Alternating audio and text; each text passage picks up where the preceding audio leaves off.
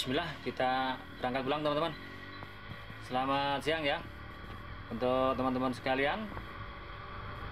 Berjumpa kembali dengan Dambe Channel. Hari ini saya pulang dari rest area tempat ekspedisi Dakota Mangkal ya. Barusan saya mengirimkan paket kopi ke pelanggan saya teman-teman. Ini perjalanan pulang jalur jalan lintas nasional ini, jalur dari Malang Dampit ya. Ini di area Rembun Pamotan teman-teman. Kondisi jalan termasuk agak lengang karena ini sudah sekitar jam 11-an siang ya. Jadi banyak orang-orang yang kemungkinan masih beristirahat. Jadi di jalanan itu tidak begitu ramai seperti biasanya teman-teman. Suasana hari ini cerah, terik teman-teman ya, tapi dingin cuacanya karena memang sudah memasuki musim kemarau.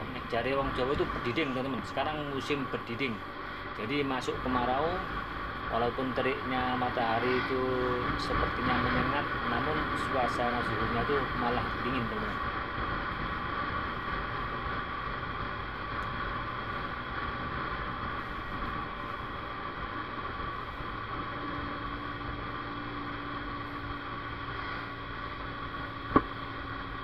Ini jalan agak nanjak sedikit, ini di depan itu Balai Desa Majang Tengah ya, yang kanan jalan di depan ini. Sementara di sebelahnya Balai Desa ini pertigaan ke kanan itu masuk daerah jalan alternatif kalau mau ke Dampit maupun dari Dampit mau ke Turen mau ke Rembun lewat sini, yaitu lewat Lambang Kuning teman-teman. Bisa lewat Lambang Kuning atau Lambang Sari. Bisa juga kalau terus ke selatan itu ke Klepu juga bisa. Itu yang di bagian depan ada terlihat gunung, itu Gunung Pecel Pitik teman-teman ya. Di kejauhan itu Gunung Pecel Pitik.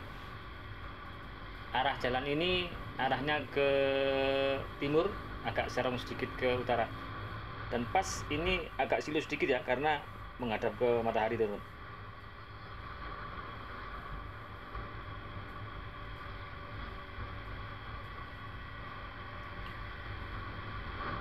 Nanti di depan di sebelah kanan itu ada pom bensin, kita berhenti nanti sejenak ya untuk ngisi bahan bakar dulu.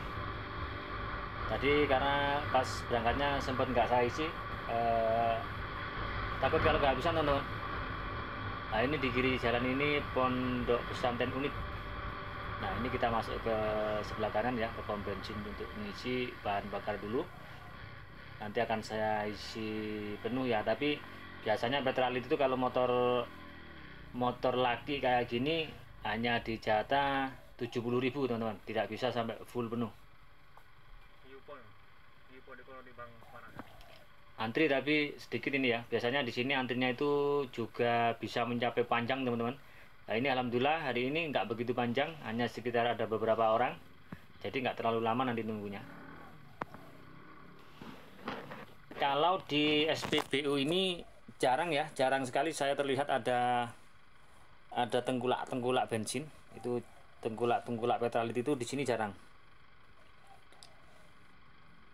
Beda dengan di daerah yang lain, biasanya itu ada banyak teman-teman penjual bahan bakar petralit eceran itu banyak teman-teman ya, pakai motor laki biasanya, kayak yang tangkinya itu besar. Ini kalau versi pemerintah sebenarnya melanggar aturan ya, tidak diperbolehkan. Tapi bagi saya seorang pedesaan itu sangat bersyukur ada teman-teman yang menjual bensin eceran, itu sangat bersyukur teman-teman, karena di daerah pedesaan di pelosok itu sangat terbantu dengan adanya petralit eceran. Karena lagi-lagi ya pemerintah itu hanya bisa membuat aturan tanpa memahami kondisi desa-desa di Indonesia itu seperti apa. Mereka nggak memahami. Coba bayangin ya, kalau di daerah saya mau ke pom bensin di kecamatan itu jarak tempuhnya 20 km lebih, menghabiskan Petralit itu hampir 1/4 liter. Bayangin, kalau kita hanya mau membeli 1 liter harus menempuh jarak segitu. Nah, artinya apa? Artinya di situ dibutuhkan penjual petralit eceran. Nah, padahal kalau sesuai versi pemerintah kan itu melanggar aturan, tidak boleh, dan itu sebenarnya pidana, teman-teman. Nah, sayangnya itu tadi, pemerintah itu hanya bisa membuat aturan tanpa memahami kondisi di lapangan. Seperti di daerah saya itu masih daerah pertengahan ya, kalau ke kecamatan itu 20 km, belum lagi di sebelah selatan kampung saya itu masih banyak perkampungan yang kalau mereka mau ke kebun itu butuh petali, teman-teman. Sementara seandainya aturan itu saklek dan gak ada yang jual eceran, otomatis petani akan malah terbebani, karena butuh bensin seliter aja biaya untuk belinya itu menghabiskan lebih dari 2 liter. Jadi intinya pembahasan saya di kali ini, saya itu sangat mendukung teman-teman yang pengecer bensin eceran itu. Bagi saya itu sangat membantu masyarakat ya. Yang mempersulit itu malah pemerintahnya itu. Soal mereka ambil keuntungan itu ya pasti, namanya orang bekerja jauh-jauh, menempuh perjalanan jauh, hanya bawa motor, kadang bawa 1-2 drum, itu pun kalau ketahuan juga ditangkap, didenda dan lain sebagainya. Soal per liternya mereka ambil untung 1.000-2.000 itu memang sudah selayaknya, dan itu apresiasi bagi kita pembeli, itu tidak masalah dan tidak keberatan. Nah, itulah yang sangat saya sesalkan, kenapa pemerintah tuh nggak tahu tentang hal masalah itu. Sebenarnya kalau memang tidak diperbolehkan di Kulak, ya harus di setiap desa itu dikasih pom-pom resmi dari pemerintah kan, dengan cara apapun seharusnya seperti itu. Jadi kasihan, sementara masyarakatnya membutuhkan petralit dengan harga yang terjangkau, dan pengecernya ngejualnya pun harus harus sembunyi-sembunyi, sehingga melibatkan banyak oknum-oknum penjaga pom bensin itu bermain dengan para oknum penjual eceran. Dan itu sah-sah saja menurut saya, orang kampung, orang desa ini itu sah-sah saja dan sangat membantu. Salah itu kan hanya versi pemerintah yang tidak menyadari kondisi masyarakat di pedesaan itu seperti apa, teman-teman. Ya, kalau negara ini aturan selalu seperti itu, ya jelas sampai kapanpun masyarakat di pedesaan itu mau beli petralit itu harus melalui eceran dengan harga yang selisih. Dan lagi-lagi masih juga banyak orang-orang yang menyalahkan para pedagang ecerannya, yang katanya monopoli, mau buat bisnis, mau dibuat memperkaya diri dan lain sebagainya. Itu hanya karena mereka tidak memahami aja, teman-teman. Sebenarnya teman-teman penjual eceran itulah pahlawan bagi masyarakat di pedesaan dan di pelosok-pelosok kampung. Jadi intinya, kalau saya sih sangat mendukung untuk teman-teman pedagang-pedagang kecil, pedagang-pedagang petralit di pelosok kampung eceran itu sangat membantu. Manakala kita kalau mau ke kebun aja butuhnya itu 1 liter, tinggal beli di toko sebelah rumah, tinggal beli di jalanan ketika mau menuju kebun dan lain sebagainya. Tidak harus ke kecamatan, teman-teman. Kalau mau ke kecamatan itu loh, belinya itu cuma 1 liter, bayangin perjalanannya menghabiskan 1/4 liter. Nah, dari situlah itu menandakan bahwa pemerintah itu nggak ngerti posisi keadaan masyarakat di pelosok kampung itu seperti apa. Itu yang benar-benar saya sesalkan sebenarnya.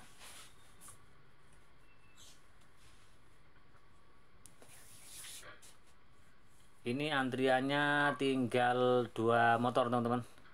Ini sambil ngobrol-ngobrol tentang petralit bersubsidi yang dibatasi ya.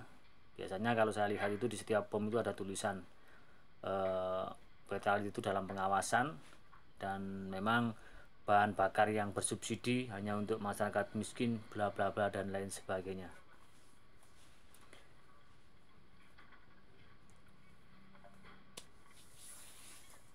Ini pun kalau motor lagi kayak punya saya ini, motor Mega Pro itu, kalau di full tangkinya itu isinya kalau di pom itu biasanya 12 liter, teman-teman, full.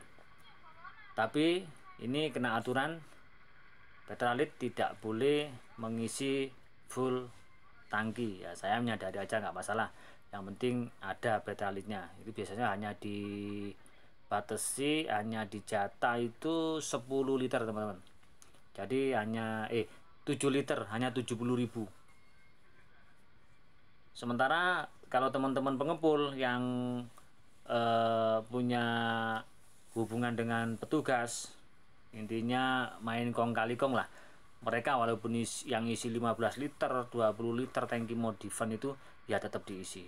Bagi saya itu nggak masalah, saya juga nggak iri karena mereka juga punya tujuan baik untuk membantu saya juga ketika saya ada di kampung, membantu saudara-saudara saya juga yang di kampung, membantu teman-teman saya, tetangga-tetangga saya yang di kampung, yang ketika mau ke kebun, mau cari rumput dan lain sebagainya membutuhkan petralit yang hanya seliter 2 liter, dan nggak mungkin jika seliter 2 liter itu harus membeli ke SPBU kecamatan seperti ini, teman-teman.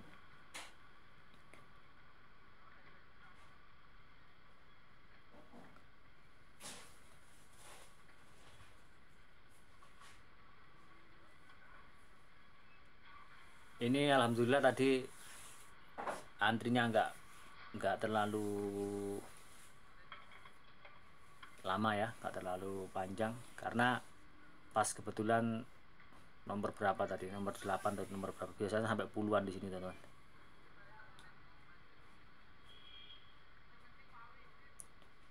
Ini saya lagi di SPBU Pamotan, teman-teman.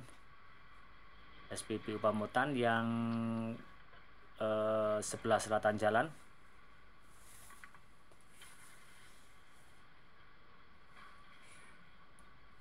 Kalau yang di Dampitnya itu biasanya antrinya malah panjang, teman-teman.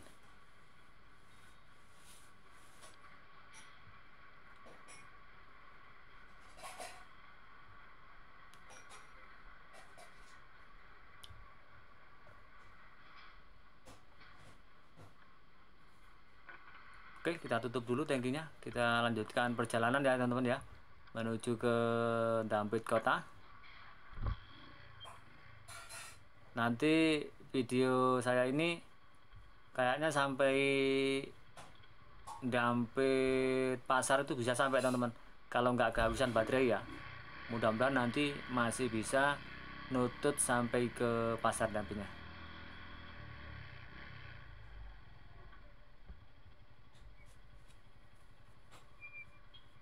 Hampir nang pasar biasa ya.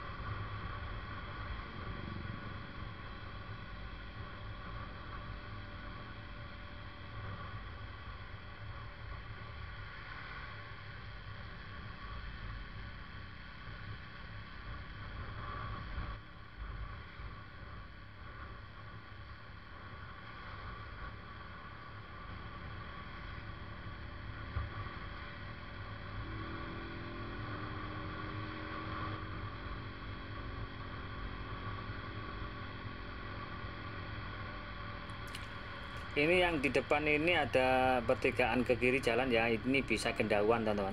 Bisa Kenjambangan juga bisa.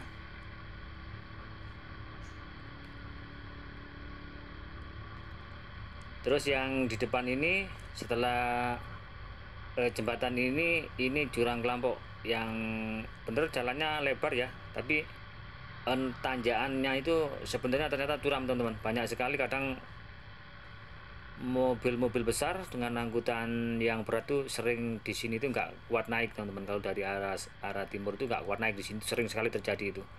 Yang biasanya muat tebu, muat pasir, maupun muat batu, maupun barang-barang yang lain, di sini sering tidak kuat naik. Ini jembatan Pamutan 2.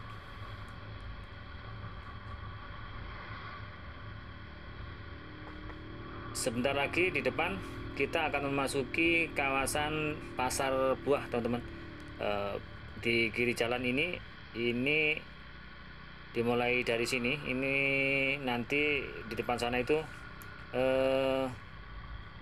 hampir semua buah ada di sini. Ini mengalahkan pasar Dampit ya. Ini bisa dinamain sentra buah, itu sekarang pindah ke sini teman-teman. Buah apapun di sini tersedia dan menjadi langganan orang-orang yang sedang dalam perjalanan pergi dari dan maupun ke Malang maupun ke Banyuwangi, maupun dari Banyuwangi yang lewat jalur selatan biasanya mampir di sini akan belanja buah untuk oleh-oleh teman-teman.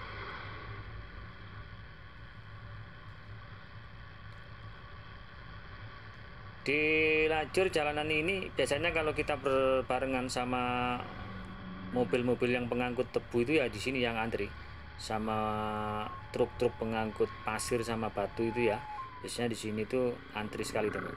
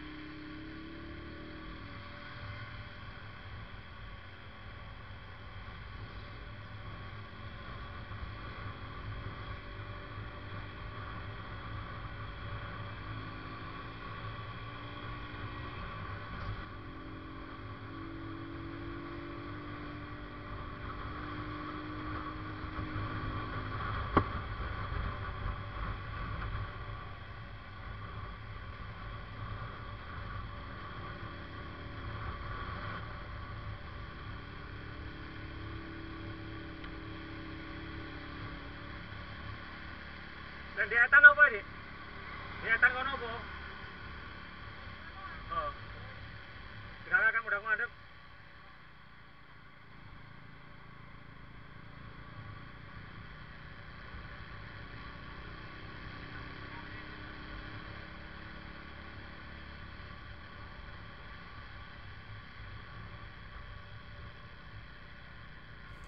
Ini sudah memasuki area kota kecamatan teman-teman, Kecamatan Dampit. Sentra kotanya di sini ya. Ini di depan ini mulai ada kantor kecamatan, kantor polisi, dan ramil, puskesmas, sama kantor lurahnya juga di sini. Jadi ini sentra kota Dampit di sini teman-teman. Sampai ke timur sana itu kanan kiri jalan penuh dengan pertokoan ya. Jadi mulai daerah sinilah yang kadang biasanya itu di jalan raya ini macet teman-teman, karena banyak mobil-mobil besar maupun mobil-mobil barang itu yang parkir di pinggir jalan, mau belanja maupun mensuplai barang ke toko-toko di kanan kiri jalan ini teman-teman. Belum lagi kalau pas ada juga berbarengan dengan truk-truk pengangkut kayak kayu ya, itu yang kadang-kadang juga ada yang lewat sini teman-teman, padahal sebenarnya nggak boleh, sebenarnya harus lewat jalur selatan sana, tapi kadang juga masih ada yang terobos saja lewat sini.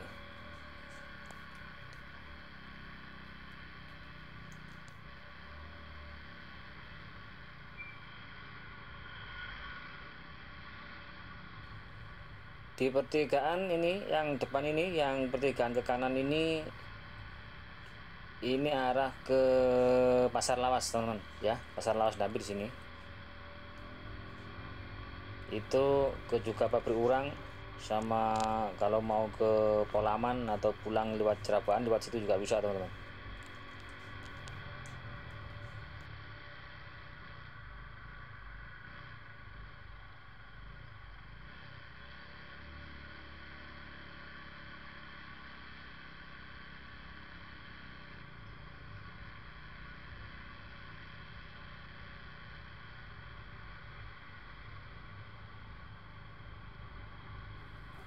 Ini pas lampu merah di perempatan Dampit teman-teman, tapi kita ambil jalur kiri ya karena mau belok kiri, jadi bisa aja masuk langsung ke arah terminal Dampit teman-teman.